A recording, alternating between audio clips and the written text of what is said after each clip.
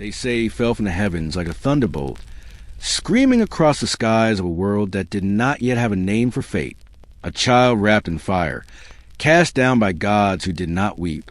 And when the comet's tail faded, when the villagers of the steppes dare approach the crater, they found him, a boy alone, silent, eyes like molten amber, and the storm howling behind his breath.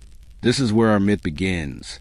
Not in the palace, not in the gene lab, not among robed scholars, but in the endless wind-swept plains of CHOH-goh-riss, a world of open skies, razor grass, and war without end.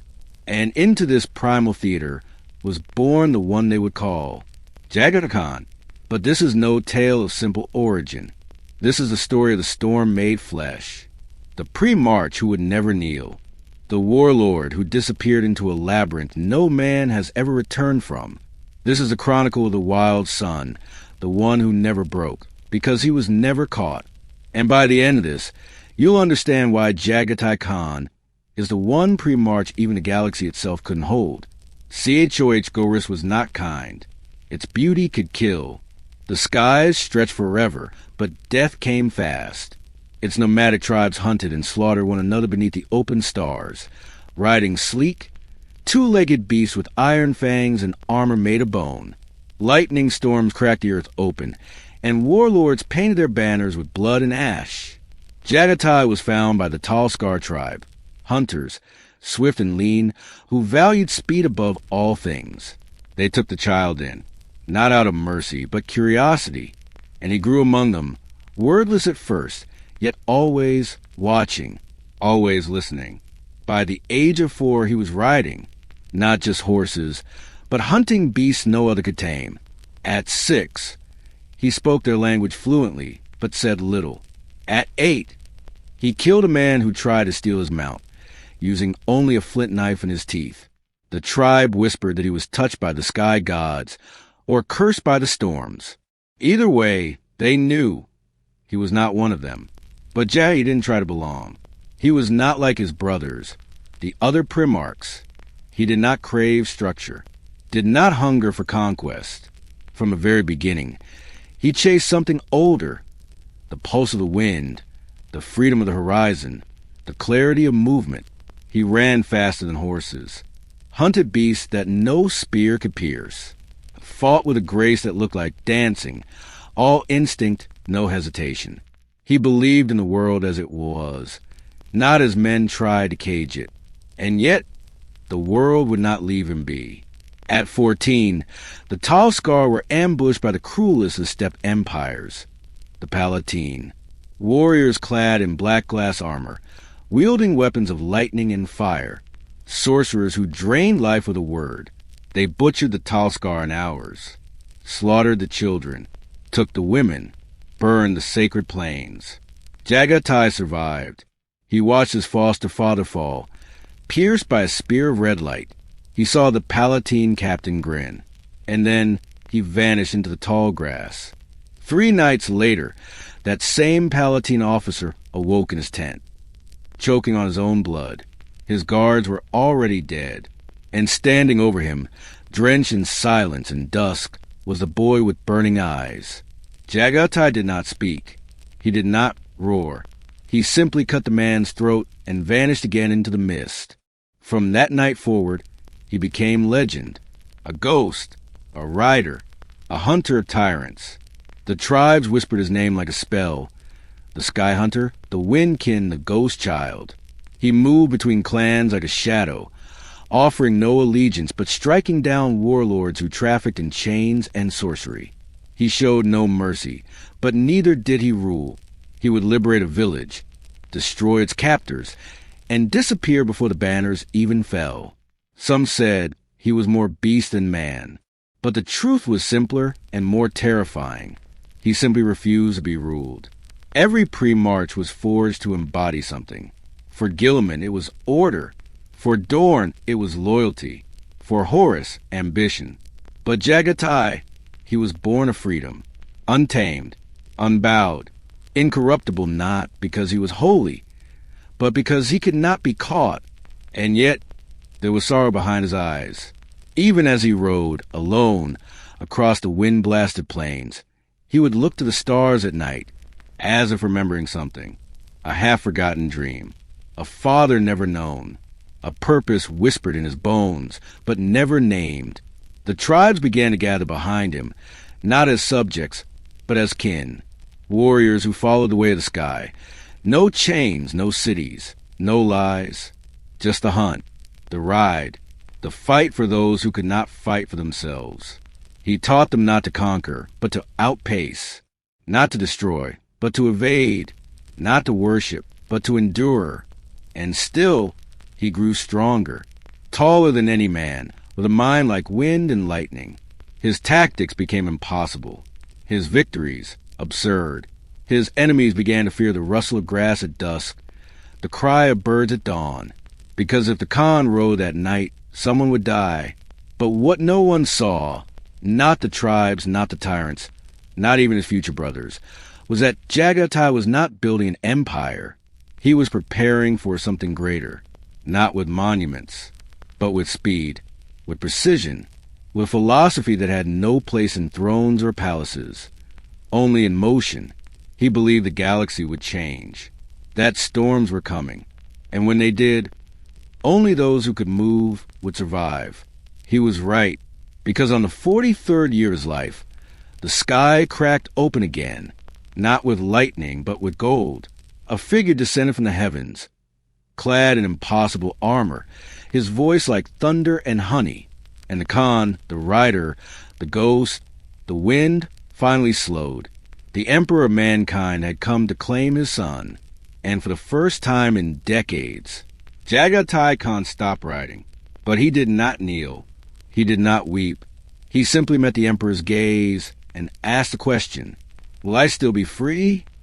The answer would change the galaxy forever, and the ride was only just beginning. The first time Jaghatai Khan saw a soul stolen, he was 10 years old. The wind was still. The grass whispered no warnings. But the sky turned black at noon. He had followed the scent of smoke. Slavers always left it behind. And when he reached the ridgeline, looking down upon the shattered bones of another nameless village, he saw them, Palatine war priests, draped in robes the color of dried blood, standing in a ring, chanting. Around them, peasants knelt with heads bowed, their eyes rolled back, their mouths moving without sound. From the earth, something rose, not light, not fire, but a kind of silence that screamed. Then one collapsed. A girl, small, barefoot. Her breath left her body, not through her mouth, but through her skin, and the priest inhaled it like incense. Jaghatai vomited, not from weakness, but because something had ruptured inside him. The Palatine did not conquer through war. They conquered through erosion. They found what you loved, and they smothered it. They took your language and replaced it with a tongue that only screamed. They took your ancestors and made them ghosts without names.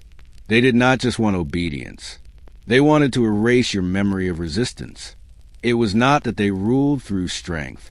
They ruled by making you forget that anything else had ever existed. And that was a sin Jaghatai could never forgive, because to him, memory was freedom. So he began to kill them, not in battle, not yet, not with glory or drums or banners, but in shadow, one by one. He would find a priest sleeping beneath a shattered altar. He would cut the man's throat and leave his tongue nailed to a tree. A convoy of enslaved villagers would vanish into grasslands, reappearing weeks later, armed, furious, no longer broken.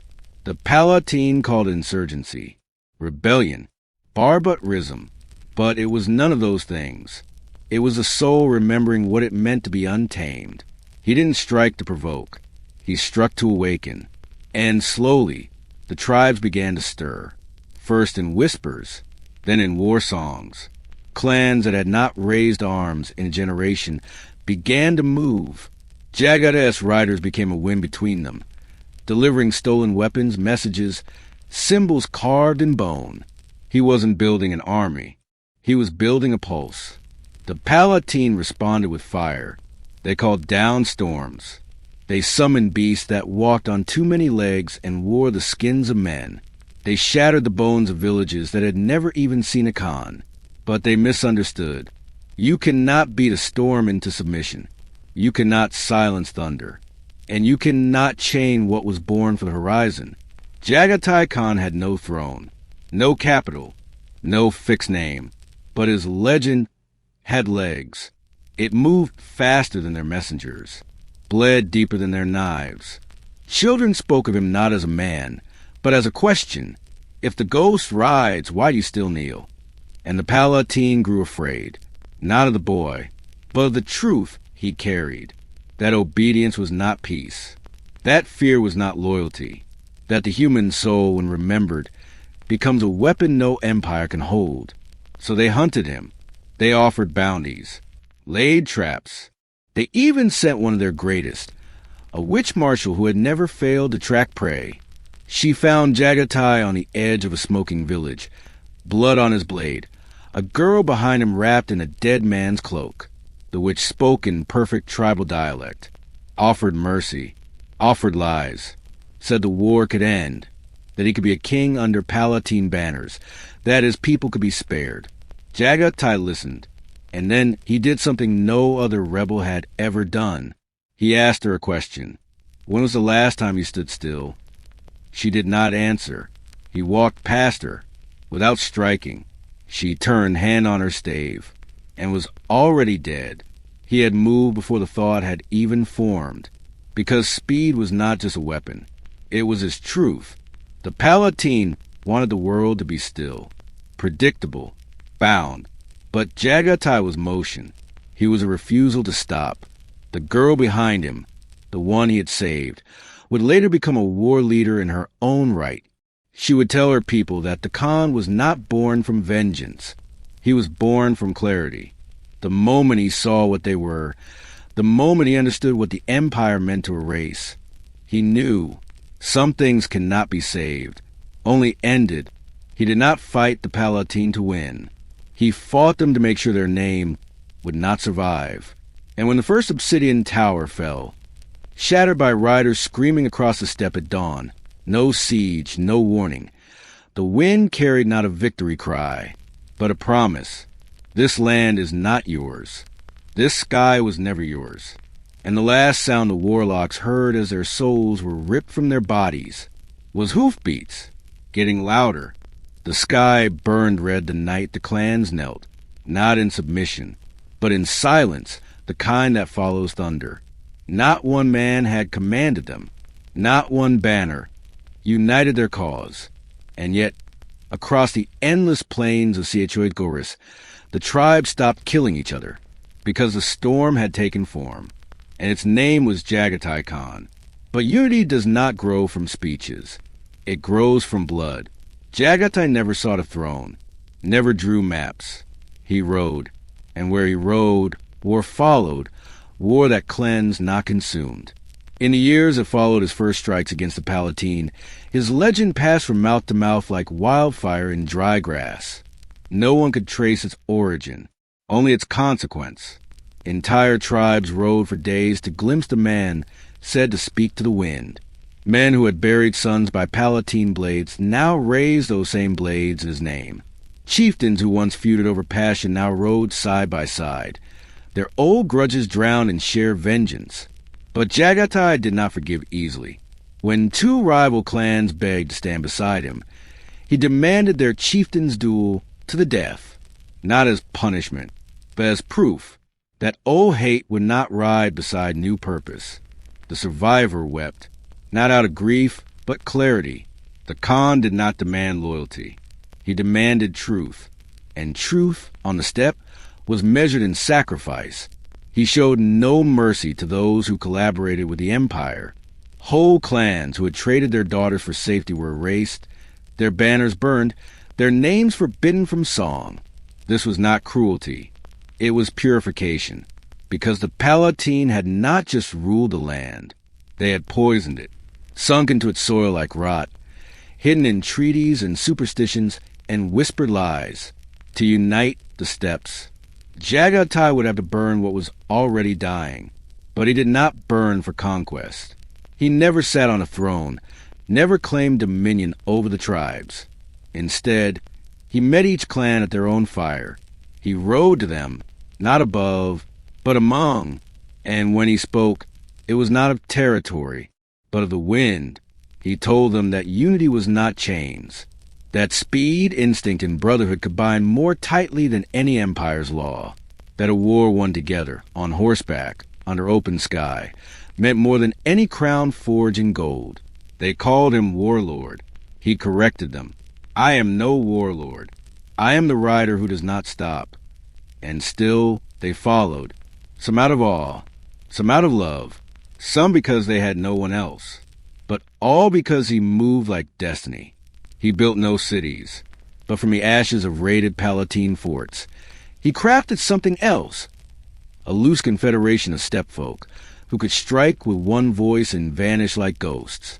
He trained them not to hold ground, but to master movement, to strike fast, disappear faster, to fight as if the earth itself moved beneath them. Under his command, they became more than riders. They became storms. His lieutenants were not chosen for birth or rank, but for instinct. One could ride blindfolded by moonlight and still outpace a Palatine cruiser. Another could hear the gait of an enemy's mount from miles away and predict its weakness. And Jaghatai, he was always at the front, not because he needed to lead, but because he could not slow down.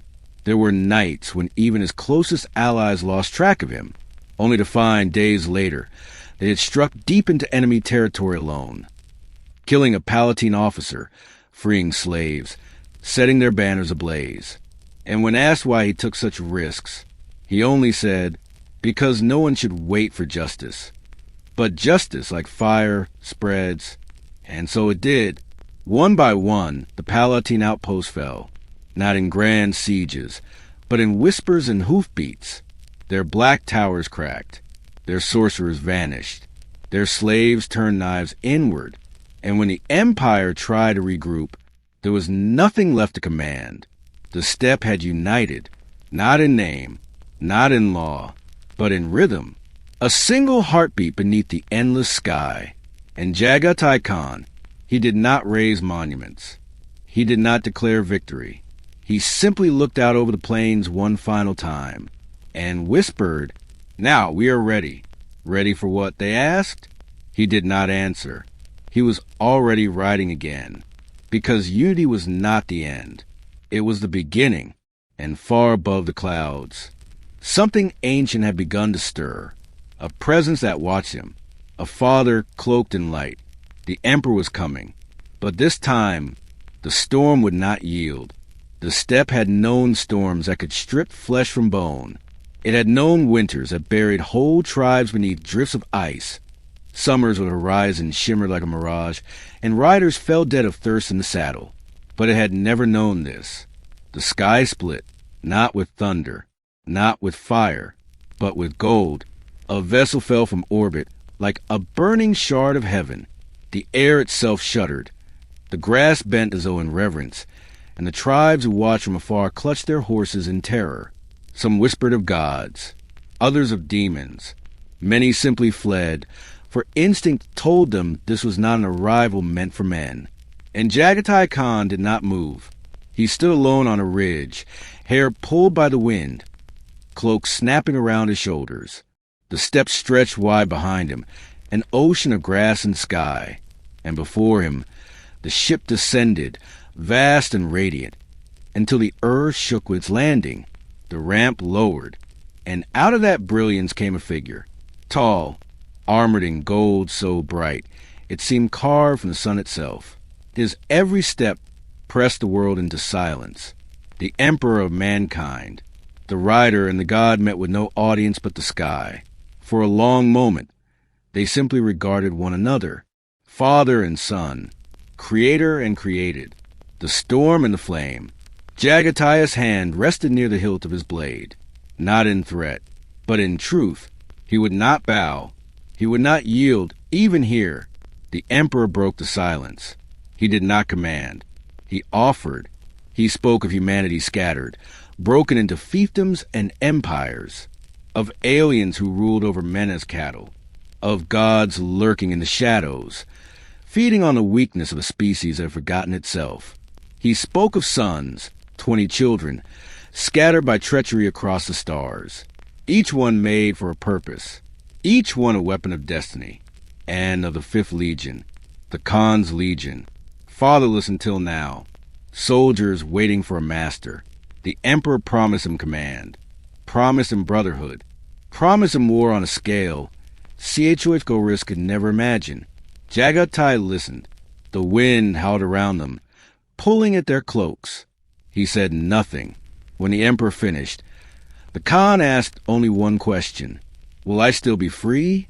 Not CHOH-goh-riss, not the tribes. Him. Would he be free to choose his battles? Free to ride where instinct pulled him? Free to protect his world, without bending its neck to an empire's leash? The Emperor's gaze did not waver. You will ride beneath my banner, he said, but not as a slave, as yourself. The silence stretched long enough for the sky to darken, for the wind to grow sharp. Then Jaghatai nodded once. No oath, no kneeling, just a bargain, sealed in truth. He mounted his horse and turned away. The Emperor did not stop him, because he understood the Khan would serve, but only because he chose to. When Jaghatai entered the muster halls of the 5th Legion, silence fell. These were men bred for him, warriors of his gene seed. They had fought without direction, leaders scattered, their identity fractured. They were feared for their ferocity, pitied for their lack of unity, a legion without a father. Until now, they saw him, not robed in ceremony, not crowned, not draped in titles. A rider, scarred by wind and sun, his eyes bright with the light of open sky. And they knew something ancient clicked into place. Jaghatai did not address them from a throne. He did not summon heralds or give them speeches heavy with doctrine. He mounted a steed and circled them once, his gaze sharp, measuring, silent. Then he spoke. You are not lost anymore. Ride with me. No more words were needed. The 5th Legion became the White Scars that day, not soldiers who march in lines, not masons building walls, not bureaucrats writing tomes. Riders, hunters, storms. They struck swift, learned silence before killing, and carried the horizon with them into the stars. Other Primarchs built empires. Gilliman drafted laws. Dorn raised bastions. Horus wove diplomacy. Jaghatai built rhythm. He taught his sons that war was movement, that freedom was a weapon, that obedience meant nothing if it was not chosen. He accepted the Emperor's war, but he did not accept chains. The Immaterium gained a legion, but not one it could ever tame. And as the Khan rode out with his sons for the first time, he looked once more at the horizon. The steppe was behind him. The galaxy waited ahead. The bargain was struck. The storm had taken the stars. Jaghatai Khan did not inherit a legion. He reclaimed one that had forgotten what it was. Before his arrival, the 5th had fought in shadows, earning no triumphs, claiming no glory. They were efficient, brutal, obedient, but hollow. Warriors without a name, bleeding in silence for a war they did not understand. The Immaterium had used them as tools, always at the fringes, always out of sight. But when the Khan stepped aboard their fleet, they felt something shift. Not in the walls, not in the air, but in their blood. Something ancient had returned. And for the first time, the 5th Legion felt like it belonged to something real. He did not address them with ceremony. He did not call them brothers or sons. He simply stood before them, silent, the wind still clinging to his cloak, and said, You are not what they think you are. You are not beasts. You are not slaves. You are riders, and we ride. That was their beginning, not a coronation, not a triumph, a ride, a movement toward becoming. He dismantled their hierarchy in days. The rigid command chains, the endless compliance rituals, the pointless rituals of rank and protocol. He cut through all of it like a scythe through tall grass. Captains were reassigned not by seniority, but by instinct. He watched them spar, watched how they moved, how they breathed. If a man hesitated, he was demoted. If another struck first, he was lifted higher. And when they questioned him, when they demanded to know what rules he followed, the Khan only said, "The sky has no rules. Neither do I." They trained differently now, not in formations or siege drills, but in the art of motion. Khan taught them to ride, not just vehicles, but momentum itself. They hunted across plains, deserts, ice fields, practicing speed in all conditions. They learned to fire while moving, to think while running, to vanish into terrain before the enemy could track them. They were no longer infantry. They were the storm given form.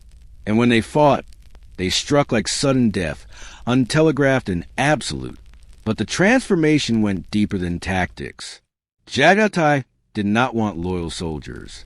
He wanted warriors who understood why they fought. He took his legionaries out beneath the stars, told them stories of the tribes that once wandered CHOH-goh-riss before the Palatine Empire, stories of freedom, of honor, of survival. He told them of the wind, that it could never be caught, only followed, that a man who moves with the wind cannot be broken. Slowly, they stopped calling themselves soldiers. They became riders, not just in name, but in soul. He changed their armor, not to make it more beautiful, but to make it lighter.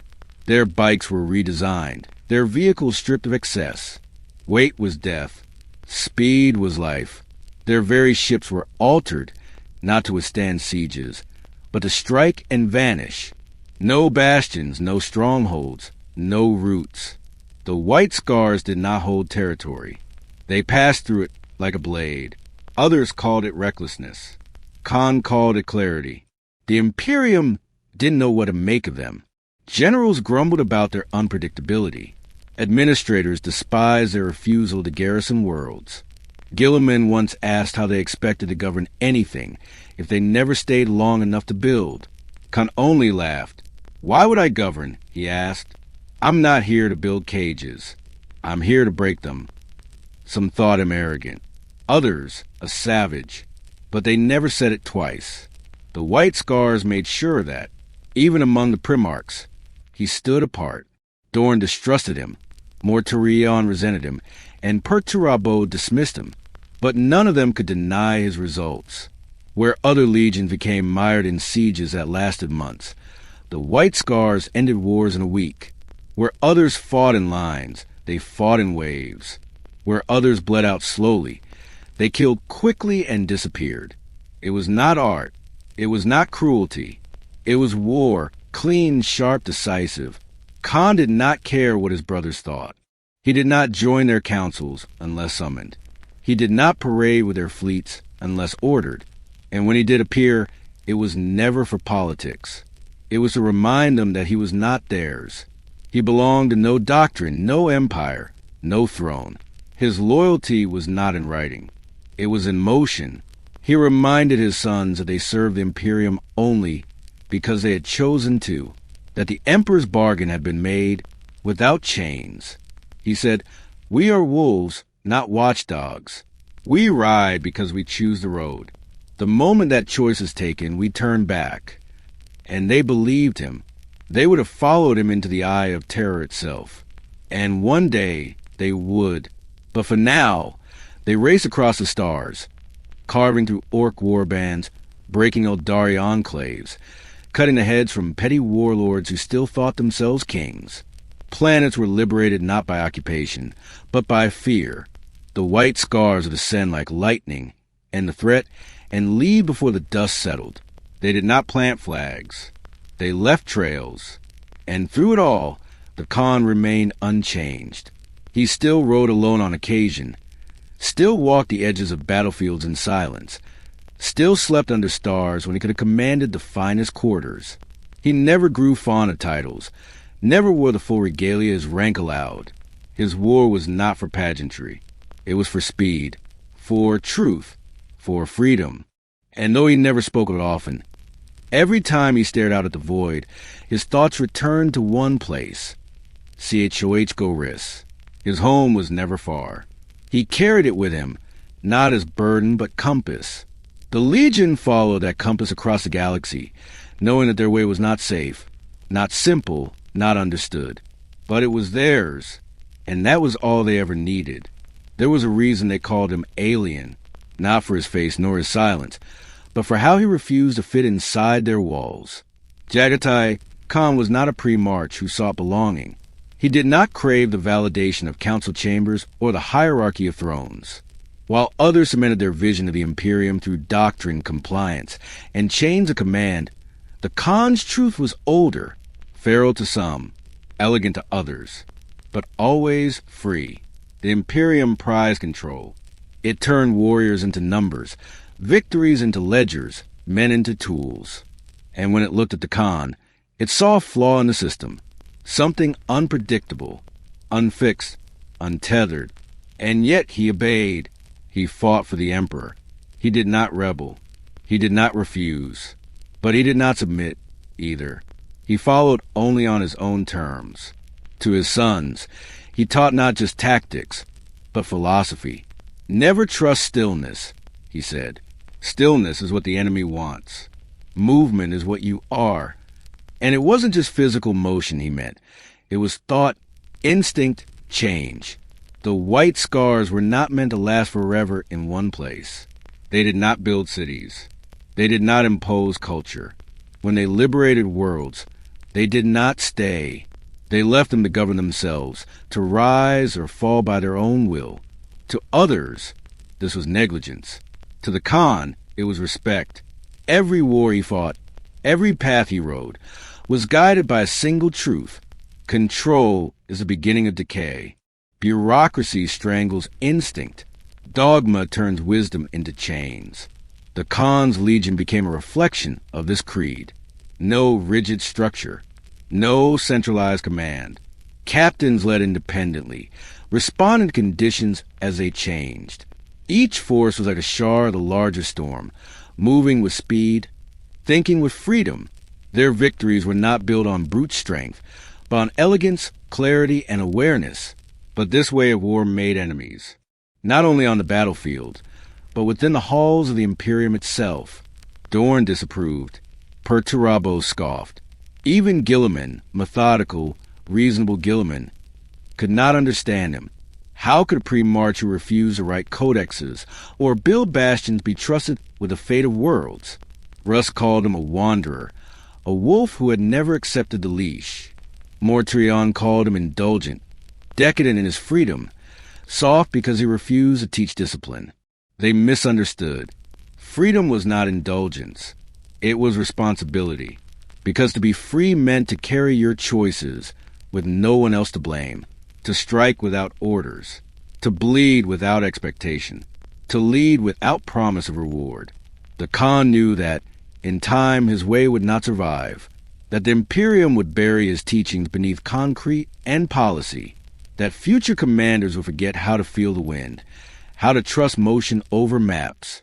But he did not fight to be remembered. He fought to be right here and now. And when the campaigns grew long, when other legions stalled, exhausted, the white scars arrived like fire, not to reinforce, to finish. There were campaigns where entire systems fell before Imperial Command could even draft a battle plan. Worlds liberated before the Administratum could record them. Enemies struck down before they could speak. To many, it was heresy by speed, war without oversight, victory without structure. But the Khan didn't care. He didn't ride for praise. He rode because it was the only way to stay ahead of rot. He knew that the longer a warrior stayed in one place, the more the weight of power crept in, first as duty, then as obsession, then as tyranny.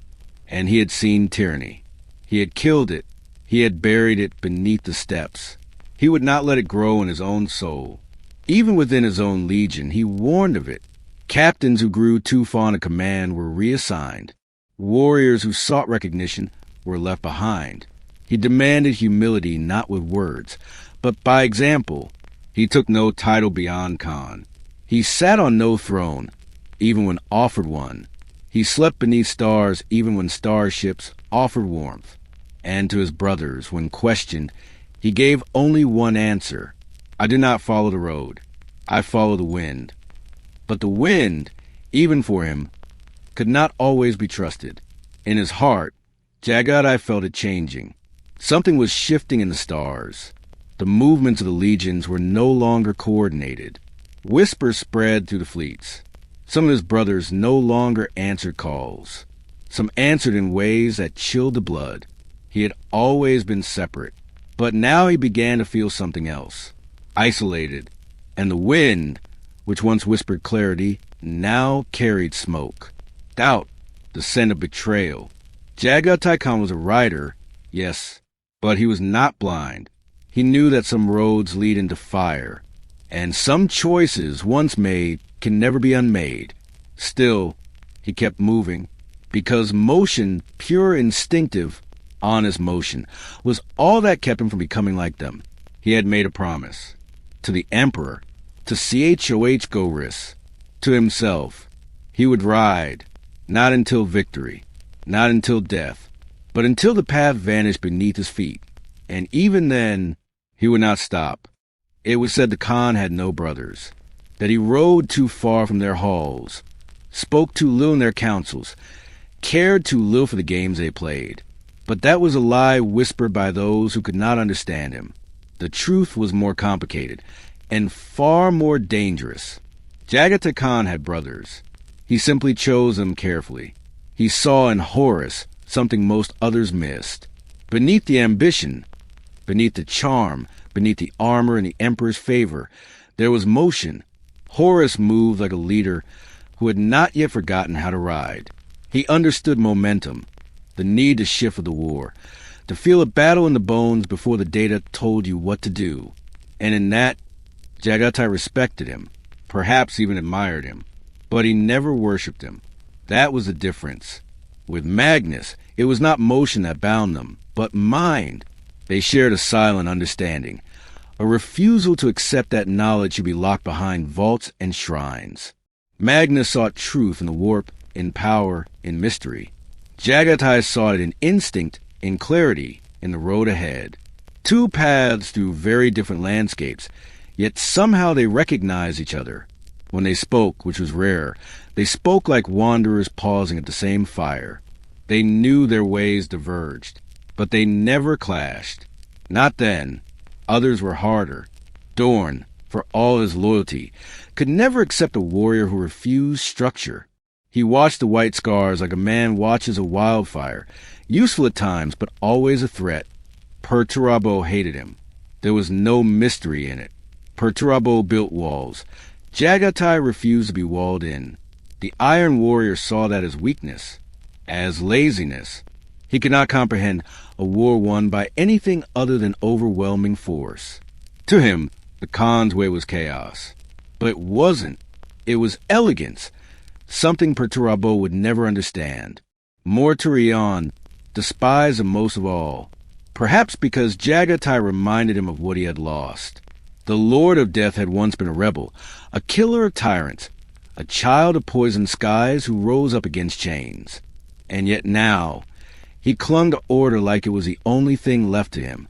He had traded instinct for bitterness. Jaghatai never said this aloud. He didn't need to. Mortarion saw it in his eyes, and he hated him for it. Russ was different. They clashed, often, brutally, but it was not hatred.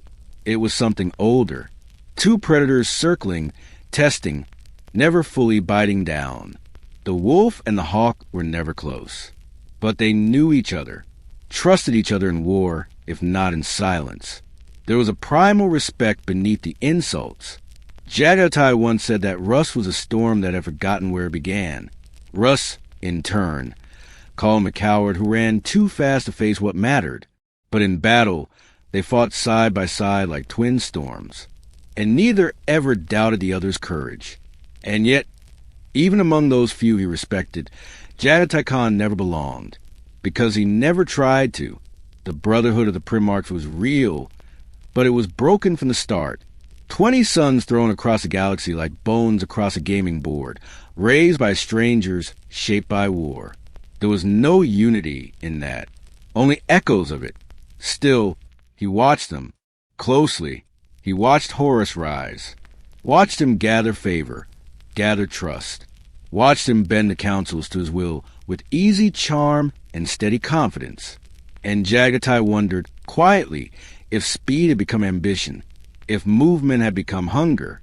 He watched Magnus reach deeper into the warp, his gaze straying further from the path, his hands trembling with secrets he could no longer control.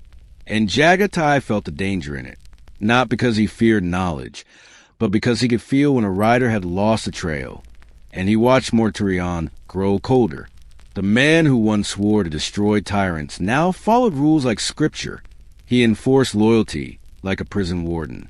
And behind his words was a rot that the Khan could smell but not name. Jaghatai trusted instinct, and instinct told him that something was coming. Not betrayal. Not yet, but wait.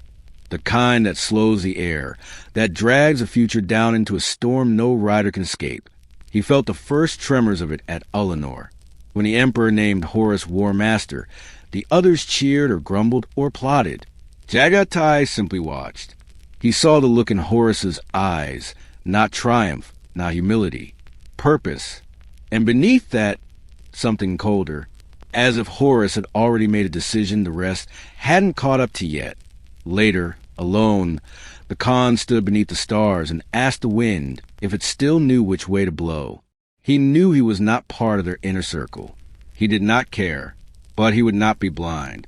He remembered the promise he made, to ride until the stars went black, or until freedom was no longer possible. And in his brothers, in their eyes, in their voices, he began to see the slow closing of a cage. The warmth between them was fading, replaced by suspicion, secrets, distance. They still called each other brother, but they no longer meant it. The fires they had once shared were burning out. Jaghatai Khan rode alone more often now, and when he spoke, his words carried a new tension. He told his sons to prepare for war beyond war, not because the enemy would come, but because it already stood beside them. The white scars began to move differently, less visible, less involved. They did not entrench. They did not linger. They began to watch, to wait. And when Horus sent emissaries, Jaghatai did not reject them, not immediately, because riders do not choose a path without seeing where it leads. But he sharpened his blade, and he listened, because even among brothers the storm can still break. Before the galaxy broke, it held its breath, and in that breath Jaghatai Khan felt the silence thicken. It wasn't sudden.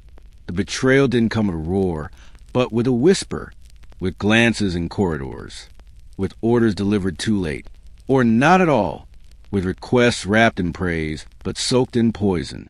The signs were scattered across 1,000 fronts, faint enough to be dismissed, unless you lived by instinct. And the Khan did. He trusted motion, not words. Rhythm, not structure. And the rhythm was off. Horus no longer moved like a man riding the edge of destiny. He moved like someone pulling the reins of it. Messages from old brothers came more frequently, but they said less. And when they said more, they asked too much. When Horus reached out, it wasn't as war master. It was as something colder, something heavier. The tone had shifted. He spoke not of unity, but of truth, not of the Emperor's vision, but of his failure. He asked Jaghatai to remember how often they had been sidelined, misunderstood, mistrusted, how often the Khan had been treated as a savage, his legions seen as tools, not kin. And Jaghatai remembered. He remembered Gilliman's wary glances, Dorn's condescension, Mortarion's bitterness. He remembered how many times his legion was sent to fight wars that no one else wanted to claim. It wasn't lies Horus offered. It was pain wrapped in recognition. "You and I," he said once, through a private channel only they shared, "we were always riders in a march of slaves. They'll never let you be what you are, but I will." There was a time when those words might have tempted him. But Horus didn't understand the storm, because for all his gifts, Horus had forgotten one thing. Jaghatai Khan was not a rebel. He was not loyal either. He was free. Freedom was not opposition. It was movement without permission. And what Horus offered, beneath the charm, beneath the reason, was a new kind of leash. A longer one, perhaps, but still a leash. The Khan didn't answer him. Not at first. Instead, he looked inward. The white scars were restless. They had begun to feel it too. That something was wrong in the stars. Rumors spread through the ranks. Of legions turning. Of atrocities justified by new oaths. Of battles where imperial forces fought imperial armor, and no one could explain why. And in the heart of it all, the white scars waited, not in fear, not in paralysis, but in principle, because their loyalty was not to orders, it was to purpose, and purpose was becoming harder to find. Some of his captains, men who had ridden with him for decades, began to speak in private, carefully, quietly, asking questions. Why are we still serving a master who forgets us? Why are we defending an Immaterium that does not defend freedom? Why not listen to what Horus has to say? These were not traitors. They were thinkers, and that made them dangerous. Jaghatai allowed the questions. He welcomed them, because questions were part of motion. But he also answered them, not with threats, not with proclamations, with stories. He told them of CHOH-goh-riss, before the Palatine, of a world where warlords ruled with kindness until they didn't, where leaders who promised freedom only built stronger chains. He reminded them that tyranny often arrives where in the face of liberation, that rebellion without clarity becomes its own empire. And he told them this, I don't care who sits on Terra. I care who tries to sit on us. That was his truth, his line. They would not bow to false loyalty, but neither would they ride beneath false freedom. Still, the doubt remained, because the silence can be louder than fire, and the galaxy was falling quiet. The white scars began to drift further from command. Orders came slower. Intel was unreliable. Conflicting reports arrived about Isvan, about the Raven Guard, about the Wolves. Messages from Terra were delayed or scrambled. Some never arrived at all. It was isolation by design. Someone wanted them cut off, and yet Horus kept reaching out. He sent emissaries, cloaked in honeyed words. They spoke of a new order, of a galaxy led by warriors, not bureaucrats, of independence for every legion, of freedom. But when the Khan looked into their eyes, he did not see freedom. He saw certainty. And certainty was always the first lie of tyrants. He let them speak. Then he sent them away. Some limped. Some never left. The doubt still lingered in his legion, but now it had shape. The storm was coming, but they would not follow the first wind that howled. They waited for proof, for clarity, for the moment when the lie would drop its mask. And that moment came, as all storms do, not with warning but with violence. It came when curs broke faith in the eastern fringe. It came when the wolves bled in silence after Prospero. It came when the dropships fell on Isvan, and brother fired on brother. And finally, it came in the warp-tainted transmissions intercepted by white scar scouts, images of ultramarines butchered, of Luna wolves bearing new colors, of the word-bearers chanting names that had no place in the Emperor's truth. Jaghatai Khan stood in his war cabin, watching those flickering images. He said nothing for a long time. Then he turned to his closest riders, the ones who had questioned the most, and he said, "We ride for Terra. No celebration, no oath, no grand declarations of loyalty. Just movement, just direction. Because in the end, the white scars chose not out of love, not out of doctrine, but because Horus had become what they had always sworn to destroy. A chain, wrapped in a new name, pulled tight around the throat of the galaxy. And Jaghatai Khan would never be chained. When Jaghatai Khan declared his path, there were no horns, no banners, no ceremony. The Legion simply began to move. Ships reoriented. Orders were given in quiet voices. The warp charts were redrawn. They turned away from Horus. They turned toward Terra. And that was it. No speeches. No vengeance. No fury, only clarity. But clarity, like all things in war, came at a cost. Not all agreed. There were captains, veterans, proud riders who still hesitated. Men who had ridden beside the Khan for decades now stood silent, unable to follow this new course. They did not call themselves traitors. They called themselves loyal to the idea of freedom. They had heard what Horus promised, a galaxy where the legions ruled themselves, where no high lords dictated their fates, where the Imperium's leash was cut and every son of the Emperor could finally be what they were made to be.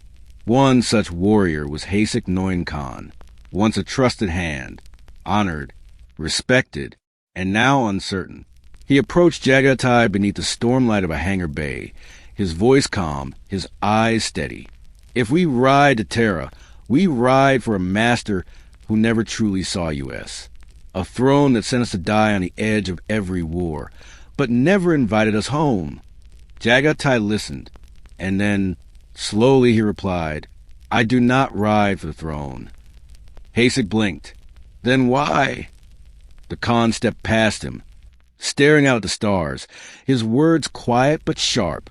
Because Horus has become the very thing he claimed to fight. He would replace one prison with another. I do not care for the Emperor's pride, nor his silence. But I will not ride beside a liar who smiles as he builds his cage. There was no anger in his voice, no passion, just decision. Some would follow that truth. Others would not.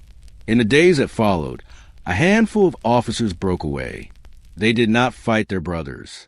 They simply left, melted into the warp, disappeared with their ships. Whether they joined Horus or vanished into exile, the Khan never hunted them. He did not punish belief. But neither did he forgive betrayal. For those who remained, there was no time to reflect. The white scars moved fast, across shattered void routes, between burning systems, dodging ambush and misinformation.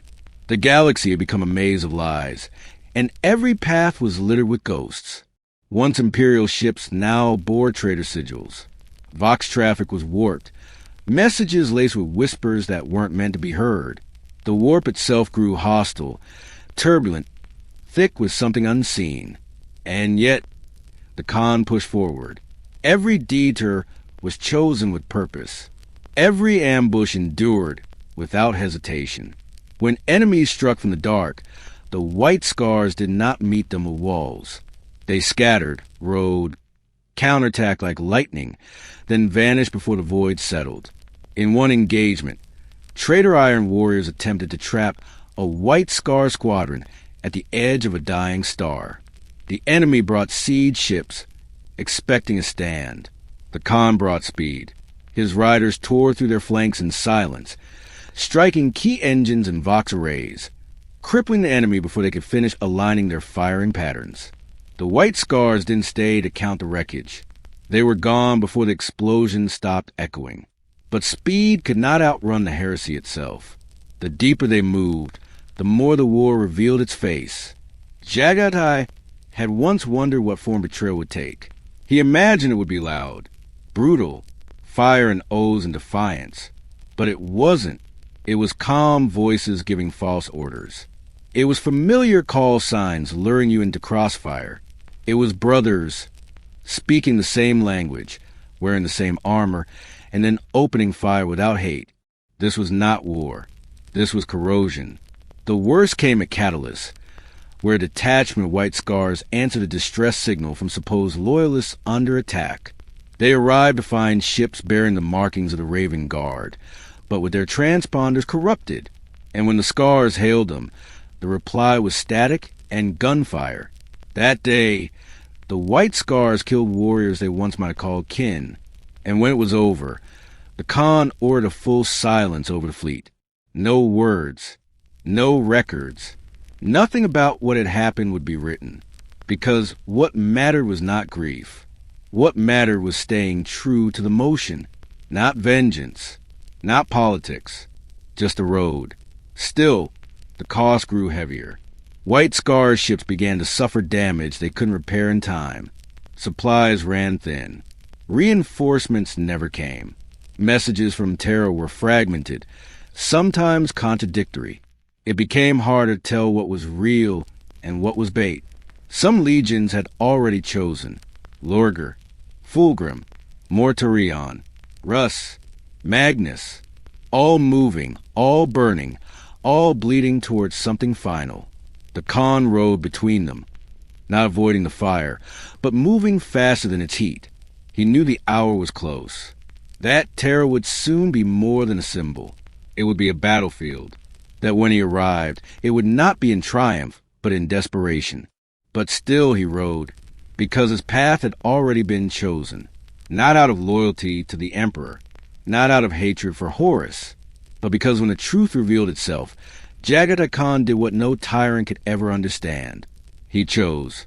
He chose movement over control, freedom over promises, war over compromise, and the storm once scattered now had purpose again, not to save the Immaterium, but to stop it from becoming something even worse, something that would never let the wind run free again. There were many ways to arrive at Terra. Guilliman would have come with armies measured in the millions, each battalion logged and blessed by parchment. Dorn had already dug his heels into his bones, turning the throne world into a fortress wrapped in walls and prayers. The Lion would have arrived in shadow, cloaked in paranoia and strategy. But when the storm finally reached Sol, it did not whisper. It did not announce itself with doctrine. It howled. The white scars did not come to defend the palace. They came to ride through fire. Jaghatai Khan did not pause when he reached the Sol system. His fleets didn't wait for clearance. They tore through the outer defense lines with such velocity that loyalist gunners almost opened fire in confusion. For days, the Imperium had prepared for more traitors. And now, something fast, something familiar, something unchanged screamed to the void and slammed into orbit with the force of vengeance. Terra was already burning. Traitor vessels drifted in high anchor, like vultures waiting for the corpse to stop twitching. The void was filled with wreckage, both loyalist and corrupted. The skies themselves were bruised with warped scars. And somewhere on the surface, beneath layers of steel and silence, the Emperor sat unmoving upon the golden throne. While his sons bled to keep the gates shut, Dorn had prepared the walls. Blood angels and imperial fists manned the lines. The custodes waited in the sanctum, ready to sell their lives for inches. And still, they were losing ground. And then the storm arrived. White scars strike cruisers dropped like thunderclaps into the upper atmosphere, deploying in scattered, overlapping paths, each chosen not by order, but by motion, by instinct.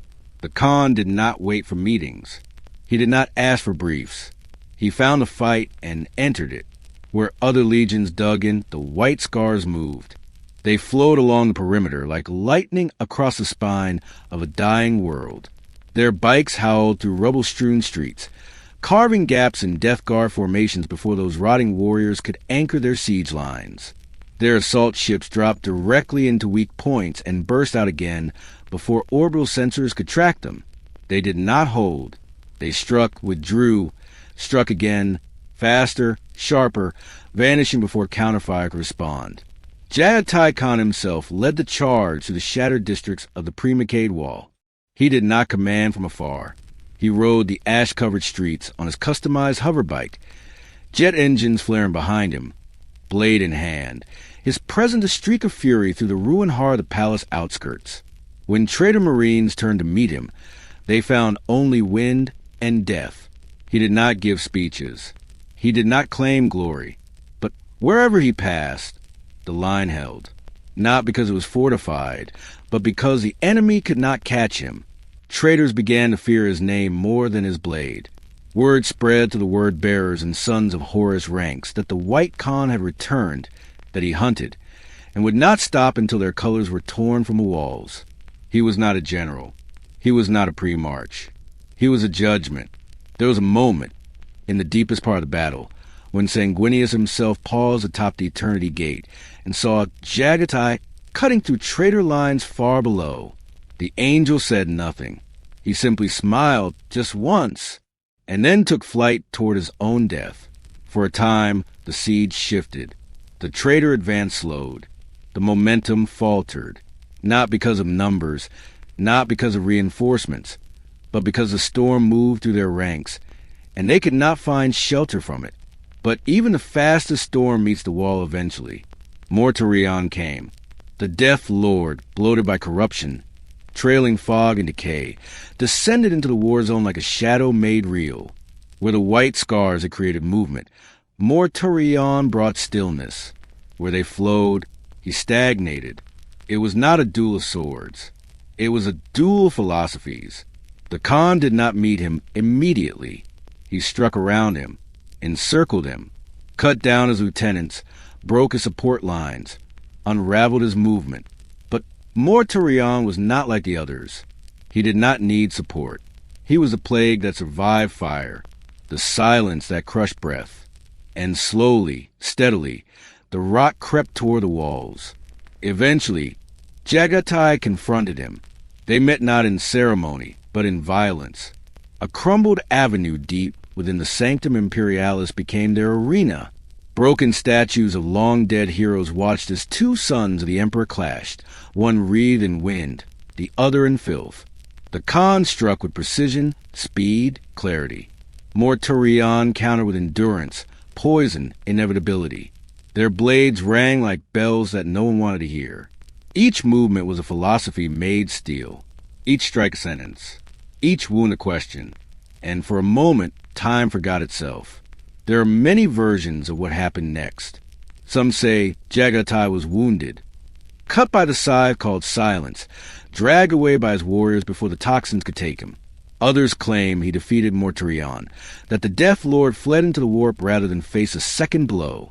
But the truth is this: Jaghatai Khan did not fall. He endured. And when the final walls broke, when Horus opened the gate, when Sanguinius died and the Emperor rose to meet his end, Jagai rode still. He was not at the final throne room.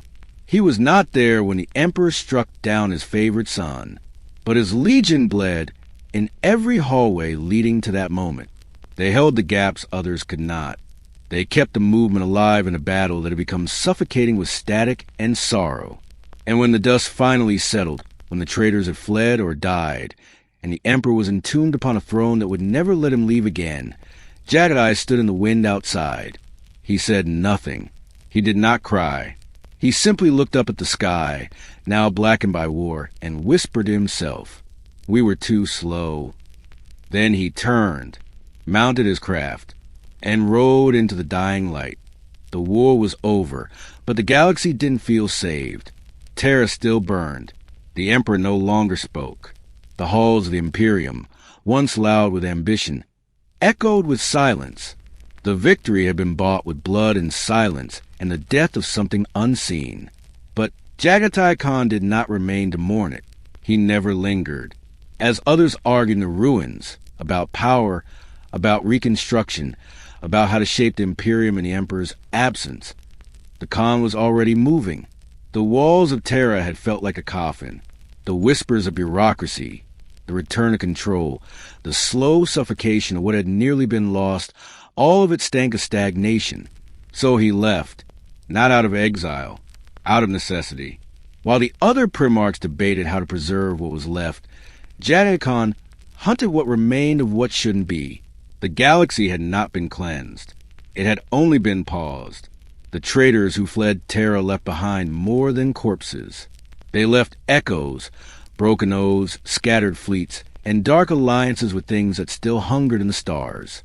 And in the east, the storm had not passed. For decades, the white scar pursued the remnants of Horus's war across the void. They didn't reclaim territory. They didn't plant banners. They hunted, isolated war bands, rogue fleets, worlds tainted with the aftermath of warp rituals. They did not wait for orders. They moved like the wind that refused to die. But it wasn't chaos they chased. It was something worse. The Drukhari, in the silence that followed the heresy, a darker predator emerged from the cracks. Raiders, torturers, Xenos who came not to conquer, but to harvest. Flesh, pain, fear. They drank like water. They struck from nowhere, snatching entire populations, leaving only ruin behind. And they didn't stop because they couldn't be found. But Jaghatai found them, or rather, he found the door they came through, the Webway. The Emperor had once tried to master it, this labyrinth beneath reality, this ancient corridor of impossible space. But that attempt had cost too much. Magnus' fall, the Golden Throne, the Emperor's silence. The Webway was not a place. It was a wound, and the Drukhari moved through it like sharks in deep water. The Khan understood the threat, more than most, because the Drukhari were speed made cruelty. They fought like him, fast, silent, lethal, but with none of the restraint. They were what his legion could become if they ever forgot why they rode. No honor, no freedom, only hunger. He did not announce his next war. He did not wait for sanction. He gathered his most trusted warriors, issued orders in whispers, and vanished into the dark. They traced the raiders to the edges of real space, to where the veil thinned, where the air grew cold with unreality. There, they found a fracture, a path, a wrongness that moved when you weren't looking at it. And they entered into the Webway. No record survived of what happened inside. Not fully.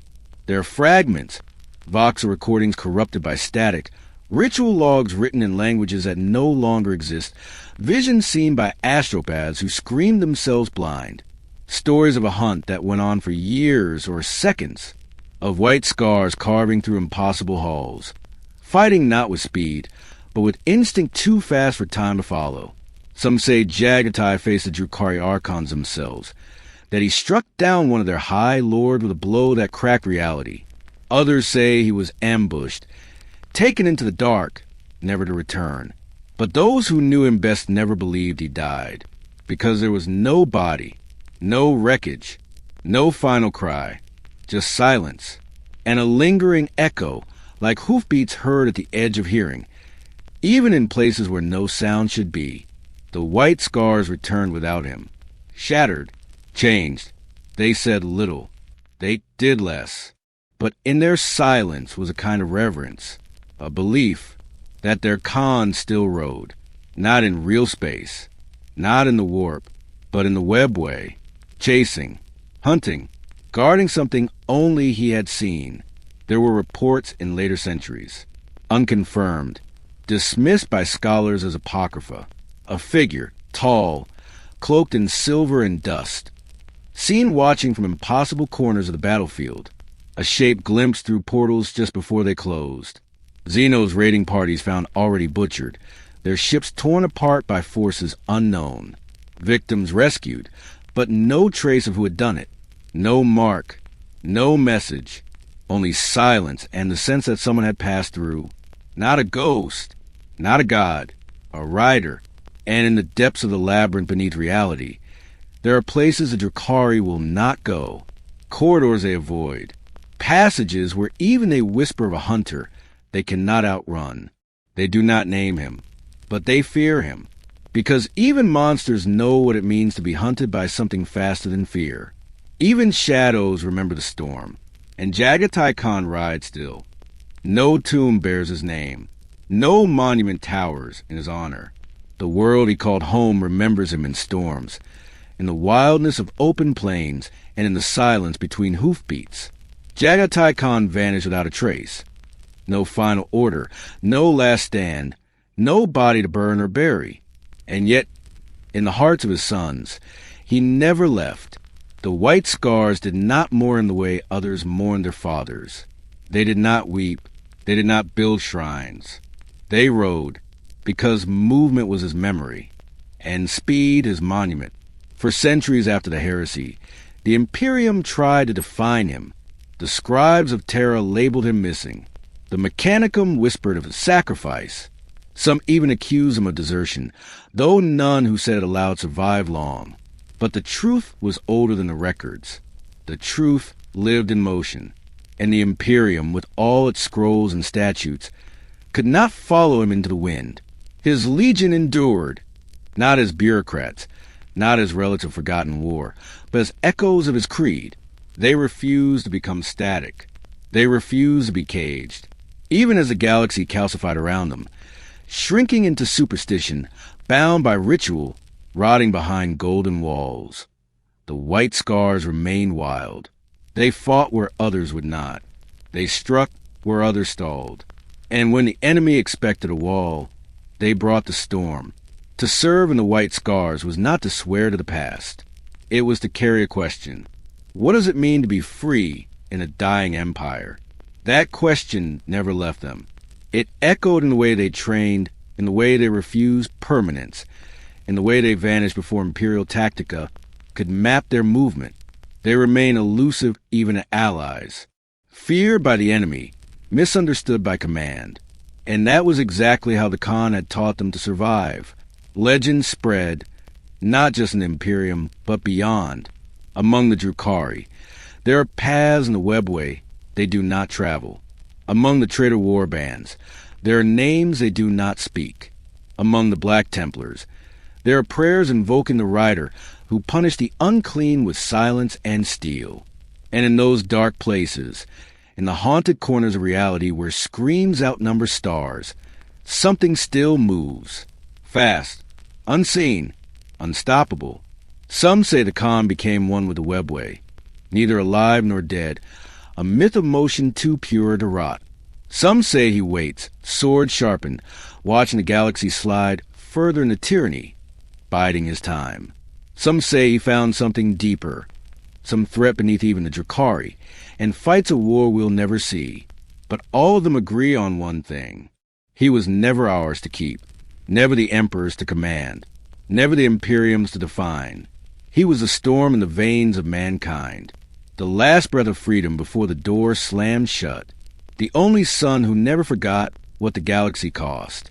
And when the final war comes, when terror burns again, when walls crumble and the stars go dark, the stories say the wind will rise, a howl across the void, a blur through the Webway, a flash of white in the smoke, and the rider will return, not to save us, not to lead us, but to ride one last time against the final chain.